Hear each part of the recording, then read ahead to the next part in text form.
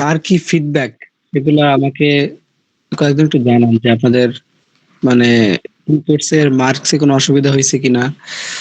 তারপরে ধরেন আপনার যদি আপনাদের পরীক্ষা কবে? রবিবার? 30 তারিখ স্যার। 30 তারিখে স্যার। 30 তারিখ, ওকে, সময় আছে। তারপরে আপনাদের লেকচার নিয়ে কোনো অসুবিধা থাকলে একটু আমাকে কেউ জানান। তাহলে আমি সেটা দিয়ে শুরু করি। বা যদি কোনো ডিপার্টমেন্ট এখনো 15টা লেকচার টোটাল, 15টা স্লাইড 13টা, লেকচার 15টা, তো যদি কেউ এখনো সবগুলো না পেয়ে থাকেন তাও জানান, তাহলে আমি সেটা পাঠিয়ে দিব।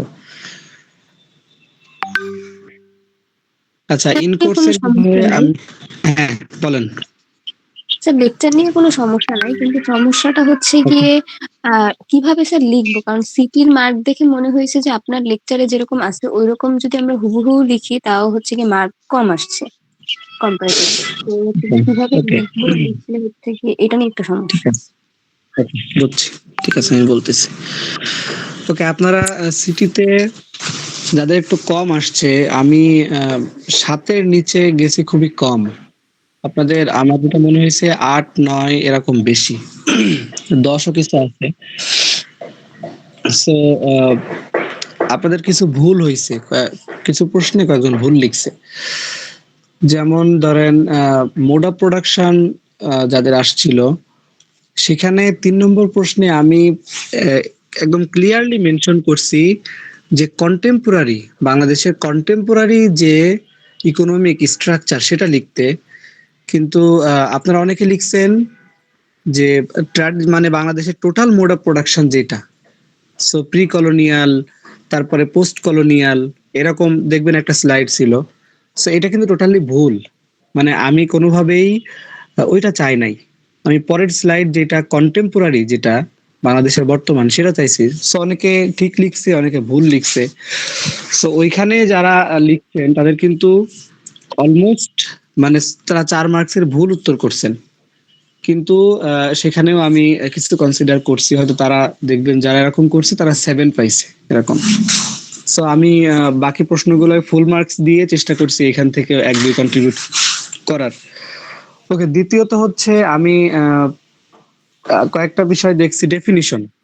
আমি বলছি যে ডিফাইন উইথ এক্সাম্পল বা এরকম।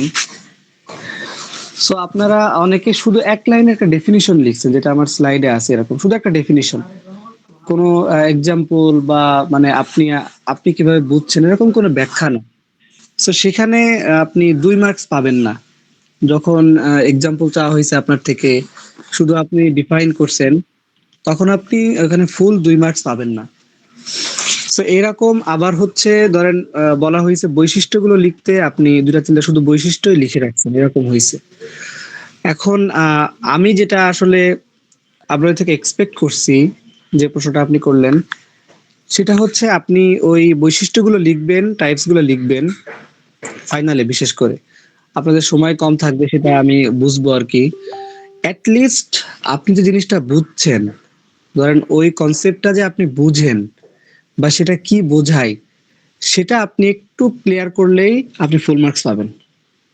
এবং যারা আপনাদের 8-9, মানে 8-9 তো খুব ভালো মার্কস। 8-9 মিনস A+ পাওয়ার মতো মার্কস, 10 পাইছে আপনি, তারাও সেম। আমি বলছি যে আপনাদের সেম প্রশ্ন, সেম পেপার, আবার টাইমও একই। তো পার্থক্যটা হচ্ছে যে যারা লিখছে, জিজ্ঞাসা করবেন, দেখবেন যে তারা হয়তো একটা লাইন লিখছে জাস্ট। ধরেন ইনফরমাল ইকোনমি, আপনি এই বৈশিষ্ট্যটা লিখছেন, কিন্তু সেটা বলতে কি বোঝানো হয়েছে সে অ্যাটলিস্ট এক লাইন লিখছে, যেটা হচ্ছে ইনফরমাল ইকোনমি, এক্সাম্পল হচ্ছে ফ্রিল্যান্সিং। আপনি জাস্ট যদি একটু নিজেদের বুঝছেন সেই মিনিংটা ক্লিয়ার করেন, তাহলে আপনি ফুল মার্কস পাবেন। ওকে, সেকেন্ড বিষয় হচ্ছে যে আপনারা ফাইনাল পরীক্ষার জন্য স্লাইড গুলো পড়লেই হবে। প্রথম বিষয়, আপনারা স্লাইড গুলো পড়লেই হবে। এবং আমি আগেও বলছি, যদি আপনাদের কারো বিস্তারিত পড়ার দরকার হয়, তাহলে আপনারা ম্যাটেরিয়ালস নিতে পারবেন। তারপরে আপনারা নিজেরাও গুগল থেকে পড়তে পারবেন। আমি কোথাও আমার অ্যান্সার লিমিট করি নাই যে মানে আমি যেটা দিচ্ছি সেটাই আপনাদের লিখতে হবে, এমন কোনো লিমিট করি নাই। এবং আমি চেষ্টা করছি আপনাদের পুরা খাতা পড়ে তারপর মার্কিং করার। ফাইনালি সেটাই হবে। সো আপনারা প্রশ্ন আমি যেটা করছি আপনাদের আহ, এই স্লাইড থেকে যেটা কভার করে এরকম ভাবে, কিন্তু এখানে এক বিষয় হচ্ছে যে এখানে আপনাদের আরেকজন এক্সামিনার থাকবে যে প্রশ্ন করবে। 2, 3 নম্বরে হচ্ছে এটার মডারেশন হবে, যেখানে একটা কমিটি থাকবে, সেই কমিটির প্রশ্ন করবে। কিন্তু solid হওয়ার নাই, কারণ আপনাদের আহ, কোনো প্রশ্নই মানে কারিকুলামের বাইরে থেকে হবে না, এবং স্লাইড গুলো কভার করে। তো আপনারা যদি স্লাইড জাস্ট পড়েন, জাস্ট স্লাইড গুলো পড়েন, তাহলে প্রশ্ন আসবে, আপনারা অ্যান্সার করতে পারবেন। এমন হয় যে আপনাদের প্রশ্ন চেঞ্জ হয়ে গেছে একেবারে, সেরকম হওয়ার সম্ভাবনা নাই। তারপরে যদি হয় তাহলে সেটা তো আমি পাবো। ধরেন এরকম কিছু হয়েছে, যারা এক্সাম কমিটি মেম্বার তো থাকে, তো ওনারা এমন কোনো কিছু এখানে যুক্ত করে দেয় যেটা আসলে আপনাদের কারিকুলামের সাথে মানে একটু অন্যরকম, বা আপনারা বুঝতেছেন না, এরকম হওয়ার কথা না। তারপর আমি প্রশ্ন মানে আপনাদের ওই প্রশ্নটা আমি পাবো বা দেখতে পারবো যে কি প্রশ্ন আসছে বা আপনারা কি লিখছেন। এটা আমি কয়েকবার রিপিট করছি যে আপনারা রিলেট করার চেষ্টা করবেন স্লাইড থেকে, বা আপনারা যদি বুঝেন তাহলে রিলেট করার চেষ্টা করবেন। প্রশ্ন যেমন আসবে আপনাদের খাতাটা সেভাবেই দেখা হবে। যদি প্রশ্ন হুবহু আসে, যে একদম আমি যদি দেখি আমার লেকচারের সাথে হুবহু প্রশ্ন আমি যেটা করছি সেটার প্রায়োরিটি আছে প্রশ্নে, তারপরে আরো একজন এক্সামিনার করছে, এক্সাম কমিটি করছে, কিন্তু সব মিলে প্রশ্ন আসলে লেকচার অনুযায়ী আছে, তাহলে কিন্তু মানে এক্স্যাক্টলি দেখা হবে যে আপনি সেটা লিখতে পারছেন কিনা। আর যদি আমি দেখি যে না, প্রশ্ন একটু ঘুরায় পেঁচায় করছে, আপনারা হয়তো একটু বুঝতে পারেন নাই, বা আমারও মনে হয়েছে যে বুঝতে হয়তো ওদের অসুবিধা হতে পারে, কিন্তু তারা চেষ্টা করছে, তারা স্লাইড থেকে লিখছে, বা তারা নিজেরা চেষ্টা করছে বাইরে থেকে কিছু মিনিং অ্যাড করছে, তাহলে আমি মার্কিং করব সেভাবে। সুতরাং কোনোভাবেই অরিড হওয়ার কোনো কারণ নাই। আপনারা চেষ্টা করবেন যেরকম প্রশ্ন আসছে আপনারা সেভাবেই সেটার সাথে রিলেট করে লেখার চেষ্টা করবেন। আর কারোর কোনো প্রশ্ন? আগামী প্রশ্নগুলো একটু নেই আপনাদের থেকে, বা জানার বিষয়গুলো স্যার বলেন। স্যার আমাদের অ্যাকচুয়ালি মানে যে সমস্ত লেকচার দেওয়া হয়েছে দেখলাম প্রত্যেকটা হ্যাঁ, লেকচার প্রায় 15 to 16 স্লাইডস করে।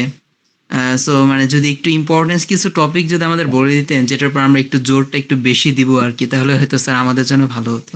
ওকে, ঠিক আছে, কিন্তু আপনাদের আমার মনে হয় না কোনো স্লাইড 15 to 16, অধিকাংশ 10 থেকে 12 13 এরকম। যাই হোক, ঠিক আছে।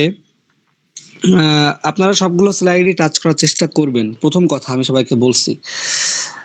কারণ হচ্ছে ধরেন আমি যেটা ফোকাস করছি সেরকম ইম্পর্টেন্ট কিছু আপনাদেরকে বলে দিব, কিন্তু যেহেতু আরেকজন এক্সামিনার থাকবে, আমি বারবার বলতেছি, এক্সাম কমিটি থাকবে, তাদের একটা প্রায়োরিটি থাকতে পারে। সো আমার ক্ষেত্রে আমি আমার জায়গা থেকে আপনাদেরকে বলবো যে আপনারা অবভিয়াসলি প্রথম স্লাইড পড়বেন। হ্যাঁ, যেটা হচ্ছে এটা খুবই সহজ, সোশ্যাল এলিমেন্টস যেগুলো, এগুলো পড়বেন। তারপরে আপনারা সায়েন্স অ্যান্ড টেকনোলজির আমরা 3টে ডোমেইন পড়ছিলাম, আপনাদের হয়তো মনে আছে, তাই না? সায়েন্স হচ্ছে ওয়ে অফ নলেজ বা মেথড। সো এই 3টে ডোমেইন আপনারা গুরুত্ব দিয়ে পড়বেন। আর রিপিটেড প্রশ্ন থাকার চান্স কম। হ্যাঁ, আপনাদের হচ্ছে মানে ইন কোর্সে যে প্রশ্নগুলো আসছে সেগুলো রিপিট হওয়ার সম্ভাবনা কম। তবে যারা সিটি যারা মিস করছিলেন তাদের একটা প্রশ্ন আমি দিছিলাম যে সায়েন্স অ্যান্ড টেকনোলজি কিভাবে সোশ্যাল ডেভেলপমেন্টে কন্ট্রিবিউট করে। এটা মানে যারা সিটি মিস করছিল তাদেরকে আমি প্রশ্ন অ্যাড করছিলাম। সো এটা আপনারা ওভারঅল যে সায়েন্স অ্যান্ড টেকনোলজি কিভাবে সোশ্যাল ডেভেলপমেন্টে কন্ট্রিবিউট করে সেটা আপনারা দেখার চেষ্টা করবেন। বুঝতে পারছেন? লেকচার 2টা কভার করছি আমি। এক হচ্ছে প্রথম লেকচারে 4টা element, society, community, association, institution, এটা পড়বেন। সায়েন্স অ্যান্ড টেকনোলজি থেকে ডোমেইন গুরুত্ব দিয়ে পড়বেন। আর একটা হচ্ছে ওভারঅল সায়েন্স অ্যান্ড টেকনোলজি কিভাবে সোশ্যাল ডেভেলপমেন্টে কন্ট্রিবিউট করে সেটা পড়ার চেষ্টা করবেন। ওকে, এরপরে পড়বেন মোড অফ প্রোডাকশন, ইম্পর্টেন্ট, এটা পড়বেন। টোটাল মোড অফ প্রোডাকশন সবগুলো স্লাইডে পড়বেন। আর হচ্ছে কালচার, আপনাদের যে কালচারের যে স্লাইডটা দেওয়া হয়েছে, কালচারের স্লাইডটা পড়বেন। মোর স্পেসিফিক হচ্ছে কালচারাল ল্যাগ পড়বেন। হ্যাঁ, কালচারাল ল্যাগের কারণগুলা, কালচারাল ল্যাগ যদি হয় তাহলে আমাদের কি কি প্রবলেম হতে পারে, সোশ্যাল প্রবলেম হতে পারে কালচারাল ল্যাগের কারণে, এসবগুলো পড়বেন। আর হচ্ছে ফ্যামিলি লেকচার থেকে, ফ্যামিলি লেকচারটা টোটাল বিশেষ করে সহজ যে লেকচারগুলো আপনাদের জন্য সেগুলো বেশি ইম্পর্টেন্ট। ফ্যামিলি লেকচার থেকে ফ্যামিলি পড়াটাই পড়বেন। ফ্যামিলি টাইপস, তারপরে সোশ্যালাইজেশন, পার্সোনালিটি, এটা। আর হচ্ছে সাস্টেনেবল ডেভেলপমেন্ট এবং সাস্টেনেবল ডেভেলপমেন্ট গোলস যেগুলা আমি বলছিলাম আপনারা মুখস্থ করতে, এটা মুখস্থ করবেন যে এসডিজি বা এসডিজির গোল আর সাস্টেনেবল ডেভেলপমেন্ট বলতে কি বোঝায়, এটা পড়বেন। আর আপনাদের ডিপেন্ডেন্সি থিওরি আপনারা সম্ভবত 11 নম্বর লেকচারে আছে সম্ভবত। আসসালামু সো আলাইকুম স্যার। হ্যাঁ, বলেন। স্যার ইএসসিতে এই চ্যাপ্টারটা আপনি পড়ান নাই, ডিপেন্ডেন্সি থিওরি বলেন। কোনটা? স্যার এই ফরেন বরোইং তারপর ডিপেন্ডেন্সি থিওরি এই চ্যাপ্টারটা মিস করে গেছেন। হ্যাঁ, ওইটা একসাথে।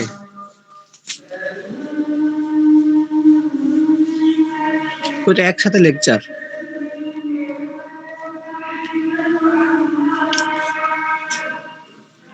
আচ্ছা, আমি একটু শেষ করি আগে। হ্যাঁ, এটা সো আপনারা হচ্ছে তো এরপরে সাস্টেনেবল ডেভেলপমেন্ট বলছি, এসডিজির গোলগুলো and dependency and foreign borrowing, এগুলো পড়বেন। আরো নিচে যে অনেক বিষয়গুলো ছিল, এনভায়রনমেন্ট বা এরকম কতগুলো বিষয় ছিল, সেগুলো আপনারা দেখতে পারেন, বাট আমি ইম্পর্টেন্ট জায়গাগুলো বলছি। আরেকটা বিষয় হলো, আপনাদের প্রশ্নগুলো কিন্তু এমন না যে এক লেকচার থেকেই পুরো একটা প্রশ্ন হয়।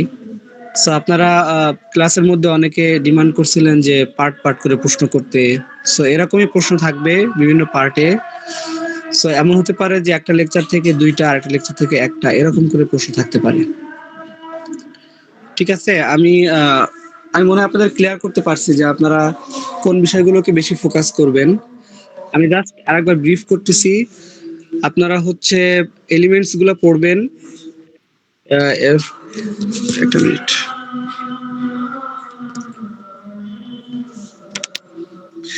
সায়েন্স অ্যান্ড টেকনোলজি থেকে ডোমেইনটা ফোকাস করবেন। আর ওভারঅল হচ্ছে সায়েন্স অ্যান্ড টেকনোলজি কিভাবে সোশ্যাল ডেভেলপমেন্টে কন্ট্রিবিউট করে। এরপরে মোড অফ প্রোডাকশন পড়বেন। কালচার থেকে হচ্ছে কালচার অ্যান্ড হলো কালচারাল ল্যাগ, আর ফ্যামিলি, সোশ্যালাইজেশন, পার্সোনালিটি, এটা খুব ইম্পর্টেন্ট ফ্যামিলি লেকচারটা। অ্যান্ড ফাইনালি হচ্ছে sustainable development goals and dependency theory. ঠিক আছে? জি স্যার। স্যার জি স্যার। জি বলেন। স্যার ওই যে এসডিজি যে 17টা এলিমেন্ট আছে ওগুলোকে সব নাম মুখস্থ করা লাগবে? নাম মুখস্থ হচ্ছে আপনারা, আমি পুরাটা মানে যে ছোট ছোট যার নামগুলো আছে না, এগুলো আপনারা মুখস্থ করতে পারেন।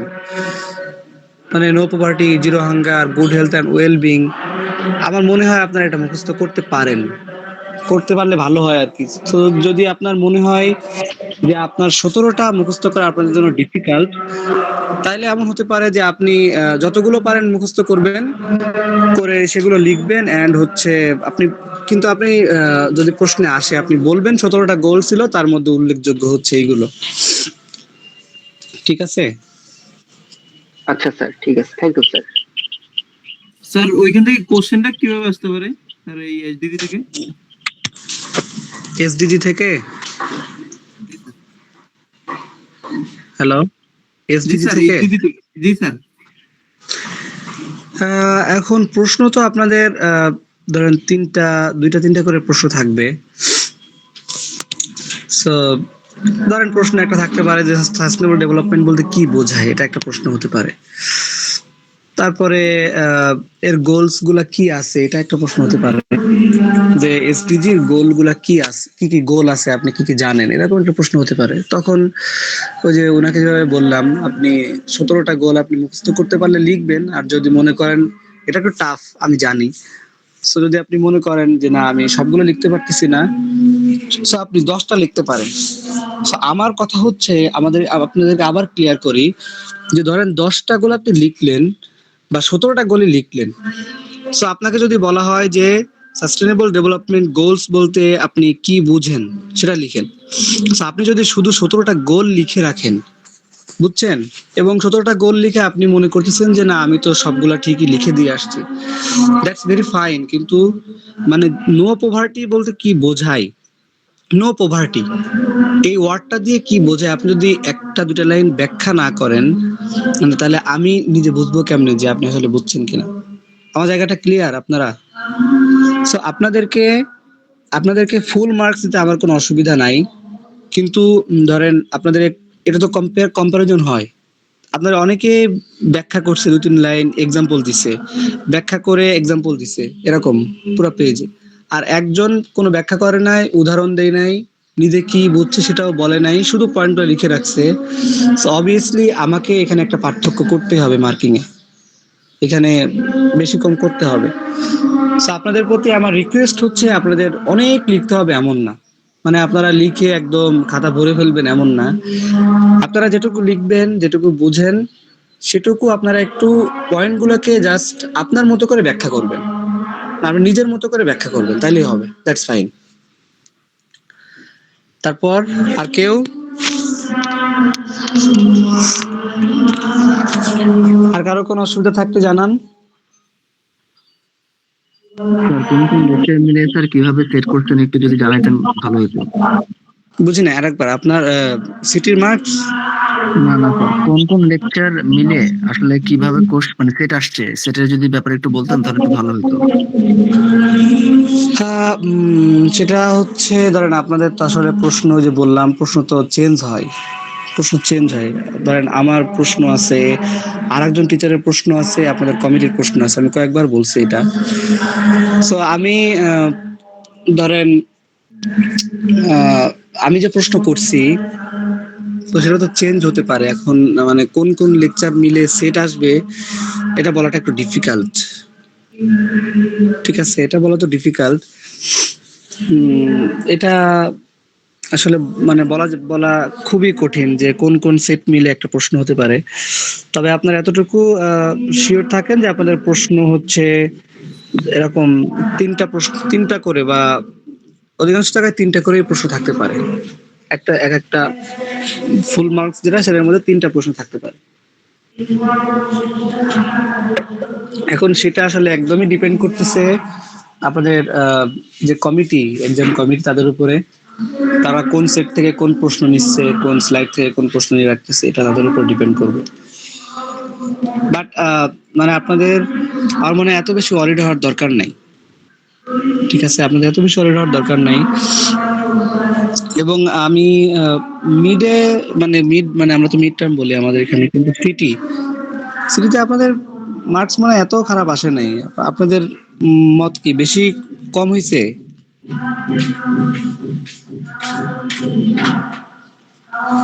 না স্যার। না, আপনাদের সিটিতে মার্কস খুব বেশি আসে নাই। So আপনাদের মানে এবং আপনাদের প্রশ্ন মানে সিটিতে আশা করি ফাইনালেও ভালো হবে, ফাইনালেও ভালোই হবে। সো চিন্তা করার কিছু নাই, ঠিক আছে। আপনারা প্রিপারেশন নেন। যদি আপনাদের আরো কোনো সমস্যা থাকে তাহলে আপনারা জানাতে পারেন। আসসালামু আলাইকুম স্যার। জি বলেন। স্যার আপনি তো আমাদের মনে হয় পার্ট বি এরও প্রশ্ন করেছেন, যদি পার্ট বি নিয়ে আমাদের এমনি ওভারঅল সাজেশন দিতেন যে কি ধরনের প্রশ্ন আসতে পারে। হুম, এই তো বিপদে ফেলে দিলেন। পার্ট বি তো আমার অংশ না, প্রশ্ন করছি, মানে আপনারা এটা জানেন কেমনে? স্যার আমাদের তো এরকমই হয়, 2 পার্টের টিচারই প্রশ্ন করেন পুরোটা, এই জন্য বললাম স্যার। স্যার এটা তো আমাদের মানে নন ডিপার্টমেন্টাল কোর্স, এই জন্য যদি একটু সাজেশন দিতেন তাহলে ভালো হতো। মডিউল থেকে শুরু করি। ওকে ওকে, ঠিক আছে। স্যার আপনার এখানে স্যার ক্রাইম এভিডেন্স থেকে কি পড়বো?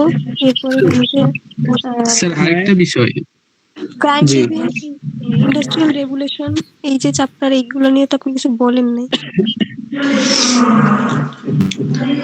ইন্ডাস্ট্রিয়াল রেভলিউশন থেকে পড়তে পারেন। ধরেন ইন্ডাস্ট্রিয়াল রেভলিউশন কিভাবে ক্যাপিটালিজম এর সাথে কানেক্টেড, এটা নিয়ে পড়তে পারেন।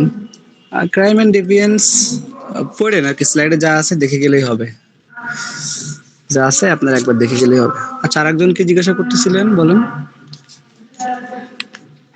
স্যার মানে ওই যে সেটের কথা এর আগে বললো, আমি ওইটা মানে জি, ওই রকমই একটা কোশ্চেন করতে চাচ্ছি যে স্যার হচ্ছে মানে আপনি আপনার জায়গায় থাকলে মানে যেভাবে কোশ্চেনটা করছেন স্যার, সেই ক্ষেত্রে আমরা হচ্ছে কোন কোন লেকচার গুলো একটা সেটের সাথে একসাথে করতে পারি, একটা আইডিয়া দিলে স্যার ভালো হতো। সাধারণত দেখা যায় যে মোটামুটি যেই মানে কোর্স যে টিচার পড়ায় তো ওই পার্টটাই মোটামুটি ম্যাক্সিমাম ক্ষেত্রে কোশ্চেন করার ক্ষেত্রে হয়তো বা হচ্ছে মডারেশন বোর্ড থেকেও প্রেফার করে স্যার, এই জন্য আর কি। ওকে, আপনাদের কিছু হচ্ছে কানেক্টেড লেকচার আছে দেখবেন, যেমন ধরেন টেকনোলজি, যেমন আমি বললাম টেকনোলজির কিছু কানেক্টেড বিষয় আছে, কিন্তু আমার মানে অধিকাংশ জায়গায় আমি আমার সেটে ধরেন 3টা প্রশ্ন থাকলে 2টা একটা স্লাইড থেকে এরকম আছে। যেমন কালচারে আমি 2টা বিষয় আহ, বলছি। সো আপনার আবার হচ্ছে কালচারের মধ্যে ফ্যামিলি একটা connected issue, family, socialisation, personality. ধরেন কালচার অ্যান্ড ফ্যামিলি, এটা হচ্ছে একটা কানেক্টেড। আবার ধরেন 1 2 এটা অনেকটা কানেক্টেড, সোশ্যাল এলিমেন্টস, তারপর সায়েন্স অ্যান্ড টেকনোলজি এরকম কানেক্টেড। তারপরে সাস্টেনেবল ডেভেলপমেন্ট এবং ডিপেন্ডেন্সিটা কানেক্টেড। হ্যাঁ, সো এরকম কয়েকটা জায়গা মোর ফোকাস করবেন আপনারা, প্রথম 2টা লেকচার, তারপরে কালচার, ফ্যামিলি, সাস্টেনেবল ডেভেলপমেন্ট, এগুলোকে মোর ফোকাস করবেন, বাকিগুলোকে দেখবেন। ঠিক আছে। আচ্ছা, আমি পার্ট বি সম্পর্কে আমি জানি না, আগেই বলি আমি জানি না যে আপনাদের কি হবে, প্রশ্ন কেমন আসবে সেটা আমি জানি না। আমি ধারণা দিতে পারি আপনাদেরকে পার্ট বি সম্পর্কে। সেটা হচ্ছে আপনারা বোধহয় ইন্ডাস্ট্রিয়াল সোসাইটি নিয়ে পড়ছিলেন। সো ইন্ডাস্ট্রিয়াল সোসাইটিটা আপনারা গুরুত্ব দিতে পারেন এখানে পার্ট বি তে। এবং হচ্ছে আপনাদের স্ট্রেটিফিকেশন অ্যান্ড মোবিলিটি, এরকম কোনো কিছু ছিল কিনা আমি জানি না, এটা ইন্ডাস্ট্রিয়াল সোসাইটির সাথে কানেক্টেড। তো ওভারঅল আমার প্রথম কথা হচ্ছে যে ইন্ডাস্ট্রিয়াল সোসাইটি যেটা, সেটা হচ্ছে আপনাদের একটা গুরুত্বপূর্ণ বিষয় পার্ট বির জন্য। তারপরে পোভার্টি, পোভার্টি পড়ছেন আপনারা? জি স্যার। ওকে, পোভার্টি হচ্ছে একটা ইম্পর্টেন্ট ইস্যু আপনাদের হচ্ছে পার্ট বির জন্য, পোভার্টি আপনারা পড়বেন। তারপরে থিওরি যেগুলা, আপনাদের থিওরি গুলো, সো আপনাদের থিওরি যে কটা আছে সবগুলো থিওরি ভালো করে পড়বেন পার্ট বি তে। যে কটা থিওরি আছে সে সবগুলো থিওরি, 2টা বা 3টা থিওরি আছে, সবগুলো ভালো করে পড়বেন, কারণ আপনাদের থিওরি থেকে ধরেন একটা ভালো পার্সেন্টেজ থাকবে। ঠিক আছে। সো পার্ট বি তে যেহেতু থিওরি বেশি, পার্ট বি থিওরি গুলা বেশি ফোকাস করবেন। পার্ট এ তেও থিওরি, যেটা আমি mode of production and dependency আমি ক্লাসেও বলছি, এখানে 2টা থিওরি, কার্ল মার্কসের মোড অফ প্রোডাকশন এন্ড হচ্ছে ডিপেন্ডেন্সি থিওরি, এই 2টা ইম্পর্টেন্ট। আবার আপনাদের পার্ট বি তেও থিওরি গুলো খুব ইম্পর্টেন্ট। আর ফাইনাল হচ্ছে পলিসি, যেটা পপুলেশন পলিসি পার্ট বি তে, সেটা ইম্পর্টেন্ট। আমি মনে হয় আপনাদেরকে একদম স্পেসিফিক ভাবে ক্লিয়ার করতে পারছি পার্ট বি সম্পর্কে। জি ঠিক স্যার। আছে। স্যার আপনি ওকে, আপনাদের ক্যাপিটালিজম নিয়ে মনে হয় একটি প্রশ্ন বললেন যে কানেকশন, স্যার ওটা যদি আরেকবার বলতেন, আমি মিস করে গিয়েছি। মানে আপনাদের ইন্ডাস্ট্রিয়াল রেভলিউশন বা ইন্ডাস্ট্রিয়াল সোসাইটি, এটা তো আমরা আমি ক্যাপিটালিজম তো অনেক লেকচারে আসছে। So আমি বলছি যে ক্যাপিটালিজম মানে কিন্তু মানে ইন্ডাস্ট্রিয়াল রেভলিউশন থেকে কিন্তু ক্যাপিটালিজমটা আসছে, বা ক্যাপিটালিজমের শুরুটা হচ্ছে ইন্ডাস্ট্রিয়াল রেভলিউশন দিয়ে। সো যদি আপনাদের এরকম কোনো বিষয় চলে আসে যে ইন্ডাস্ট্রিয়াল রেভলিউশন বা ইন্ডাস্ট্রিয়াল সোসাইটির সাথে ক্যাপিটালিজমের কানেকশনটা কি, বা এটা কিভাবে একে অপরকে ইনফ্লুয়েন্স করে, এরকম কোনো বিষয় যদি আসে তাহলে আপনারা সেটা একটু মানে মাথায় রাখবেন, প্রিপারেশন নেবেন যে ইন্ডাস্ট্রিয়াল রিভলিউশন বা ইন্ডাস্ট্রিয়ালাইজেশন কিভাবে ক্যাপিটালিজমকে ইনফ্লুয়েন্স করে। এটার অ্যান্সারটা আমি বলে দিই, সেটা হচ্ছে যদি এরকম কোনো প্রশ্ন আপনাদের হয় বা হতে পারে, যেহেতু আমরা এখন ক্যাপিটালিজমে আছি, সো আপনারা শুরু করবেন ইন্ডাস্ট্রিয়াল রিভলিউশনের মাধ্যমে ক্যাপিটালিজমের শুরু, এবং ক্যাপিটালিজমের যে বৈশিষ্ট্যগুলো সেগুলো আসলে এই যে ইন্ডাস্ট্রিয়াল সোসাইটিতে এক্সিস্ট করে। সো এইভাবে আপনারা একটা কানেকশন দেখাবেন এখানে। আর আপনাদের যেহেতু মার্কস গুলো মানে 12 মার্কস, সো তার মধ্যে এরকম ভাগ ভাগ থাকবে।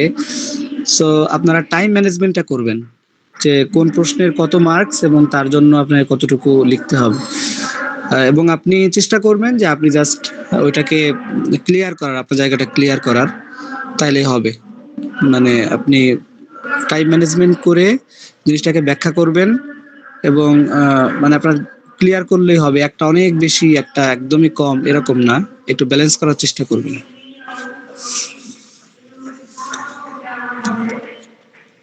ঠিক আছে, তাহলে মনে হয় আর কারোর কোনো সমস্যা থাকার কথা না। আপনাদের জন্য আপনার পার্টের কি তাহলে সবগুলো স্লাইডই দেখতে হবে স্যার?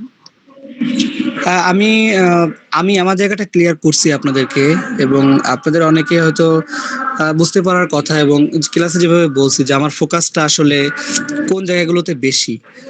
তারপরে যেহেতু মানে অন্যরাও প্রশ্ন করবে, এই জন্য আমি জাস্ট বলতেছি যে যদি সুযোগ থাকে তাহলে আপনারা সবগুলো দেখতে পারেন। বাট আমি যেমন বলছি যে এনভায়রনমেন্টটাকে, যেহেতু এটা খুবই পপুলার, বা এটাকে আমি হয়তো বেশি ফোকাস করি নাই, কিন্তু যারা তার কমিটিতে থাকবে তারা মনে করতে পারে যে এখান থেকে একটা প্রশ্ন আসা উচিত, তো তখন তারা একটা প্রশ্ন রাখতে পারে। হয়তো আপনি লিখতে পারবেন না পড়েও, কিন্তু যেহেতু সময় আছে, যদি সম্ভব হয়, আমি তো শুধু স্লাইড গুলো পড়তে বলতেছি আপনাদেরকে। এমন হতে পারে আপনি একদিনে বসে সবগুলো স্লাইড কভার করতে পারেন, এটা সম্ভব, সবগুলো স্লাইড আপনি কভার করতে পারেন। তো যদি সম্ভব হয় আপনার পক্ষে, তো বাকি স্লাইড গুলো আপনি দেখে গেলেন, তাহলে তো কোনো অসুবিধা নেই। ঠিক আছে, বুঝতে পারছেন? ঠিক আছে, আপনারা সময় আছে, আপনারা পড়াশোনা করেন, এবং শুভকামনা, আশা করি আপনারা ভালো করবেন। সবার জন্য শুভকামনা। Sir, thank you sir. Okay.